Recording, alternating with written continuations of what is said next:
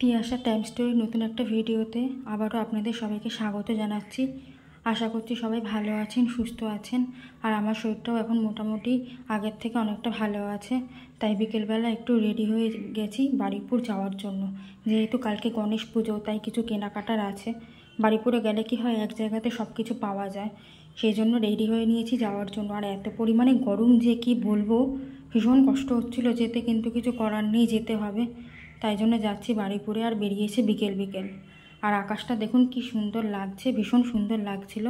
আর আমার বাড়ির কাছাকাছি এরকম একটা ব্রিজ আছে, এই ব্রিজটা পেরিয়েই কিন্তু আমাকে যেখানেই যাই যেতে হয়। তো সেই ব্রিজটার উপর দিয়েই যাচ্ছি। আর তারপর চলে এসেছি বারুইপুরে আর মিষ্টির দোকানে। সবার প্রথম মিষ্টির দোকানে গেছি। এখানে কি সুন্দর করেছে দেখুন, লাড্ডুর ওপর ক্ষীর দিয়ে গণেশের মুখ বানানো, চকলেট মোদক, এমনি মোদক, অনেক রকমের মিষ্টি ছিল। দামগুলো এত বেশি, এই লাড্ডুটার দামই বলছে প্রায় 150 টাকা। এই লাড্ডুটার দাম বলছে 80 টাকা, 100 টাকা, এরকম সব দাম ছিল। তো আমি এই দিকের লাড্ডুগুলো নিয়েছি, অনেক রকমের মিষ্টি নিয়েছি, মোদক নিয়েছি, তারপরে এই চকলেট মোদকটা নিয়েছি, এই লাড্ডু একটা নিয়েছি। তারপরে এই দিকে আরও অনেক ধরনের লাড্ডু ছিল, পরে দেখলাম বেসনের লাড্ডু ছিল, মতিচুরের লাড্ডু ছিল, এগুলো সব একটা একটা করে নিয়েছি। আর তারপর চলে এসেছি এই ফুলের দোকানে। এই ফুলের দোকানে এসে বললাম, বড় বড় দুব্বর মালা ছিল। কাকুকে বললাম, কাকু আমার গণেশ তো ছোটো, আমার তো এত বড় দুব্বর মালা লাগবে না, তুমি একটা বানিয়ে দেবে? তো কাকু বললো যে হ্যাঁ আমি বানিয়ে দেবো। তো আমি বললাম যে তুমি তাহলে বানিয়ে দাও। আর এই প্রথম চোখের সামনে দুব্বর মালা হতে দেখলাম। আগে কোনোদিনও কিন্তু দুব্বর মালার মানে গণেশকে দিয়েও নি, আর দেওয়ার খুবই ইচ্ছা ছিল, কিন্তু আজকে এইভাবে যে হয়ে যাবে আমার কোনো প্ল্যান ছিল না যে দুব্বর মালা আমি নিব। কেননা দুব্বর মালা সব বড় বড় ছিল, ছোট ছোট কিন্তু কোনো দুব্বর মালা ছিল না। সেই জন্য আমি ভাবছিলাম হয়তো বানিয়ে দেবে না, কেননা ভিড় রয়েছে, দোকানে অনেক চাপ রয়েছে। তো কাকু বললো না, তোমাকে চিন্তা করতে হবে না, আমি তোমাকে দুব্বর মালা বানিয়ে দিচ্ছি। তো চোখের সামনে দুব্বর মালাটা দেখলাম, কোনোদিনও আগে বানানোও দেখিনি, আর কোনোদিনও ভগবানকে দেওয়ার মতো সৌভাগ্যও হয়নি। এবার হয়তো গণেশজি চেয়েছে, সেই জন্য দুব্বর মালাটা আমি গণেশজির জন্য নিলাম। আর কাকু খুব সুন্দরভাবে বানিয়ে দিয়েছে। আর আমাকে বারবার বলছিল, দেখো মাপটা ঠিক আছে তো, মাপটা ঠিক আছে তো। তা আমি বললাম যে হ্যাঁ মাপ ঠিক আছে, আমার গণেশজি খুবই ছোট, বেশি বড় নয়, তুমি তোমার মাপ অনুযায়ী একটা করে দাও। তো ওখানে দাঁড়িয়ে দাঁড়িয়ে ভিডিও করছিলাম দুব্বর মালার। আমার সত্যি এত ভালো লাগছিল দেখতে।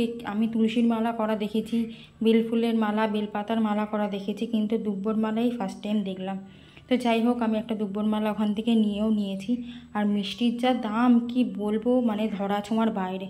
তারপরে চলে এসেছি কামধেনুতে তো মিষ্টির আরও দাম, মানে অন্য জায়গার তুলনায় কামধেনুর দাম তো একটু বেশিই হয়, কিন্তু মিষ্টিগুলো দেখতে এত ভালো লাগছিলো। এখানে একটা মোদক 50 টাকা, 80 টাকা, 150 টাকা অবধি মোদক ছিল।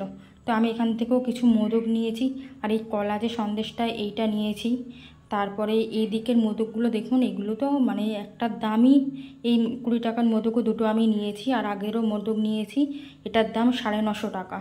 আর এই যে প্লেটটা রয়েছে বড় লাড্ডু দিয়ে মোদক দিয়ে সাজানো, এগুলো 850, কোনোটা 950, এরকম করে সব দাম।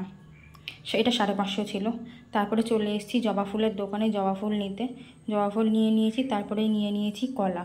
গণেশের তো অত্যন্ত প্রিয় হলো কলা। নারকেলটা আর পাইনি, তাই নেওয়া হলো না। তারপরে এই ফুলের দোকানে এসেছি, এখান থেকে ঝুড়ো ফুল আর পদ্ম ফুল এগুলো নিয়েছি। আর গণেশজিকে পাতার জন্য না আমার হলুদ কাপড় ছিল, কিন্তু যেহেতু বাড়ি চেঞ্জ হয়েছে, কোথায় কী আছে কিচ্ছু জানি না, তাই এখান থেকে একটা হলুদ কাপড় নিয়ে নিয়েছি। আর আস্তে আস্তে এই গণেশজিকে দেখতে পেলাম, তাই একটু ভিডিও করলাম। তো ভিডিওটা কেমন লাগলো অবশ্যই জানাবেন। গণেশ পুজোর ভিডিও খুব তাড়াতাড়ি আপনাদের সাথে শেয়ার করব। ততক্ষণ সবাই ভালো থাকবেন, সাবধানে থাকবেন। দেখা হবে খুব তাড়াতাড়ি পরের একটি ব্লগে।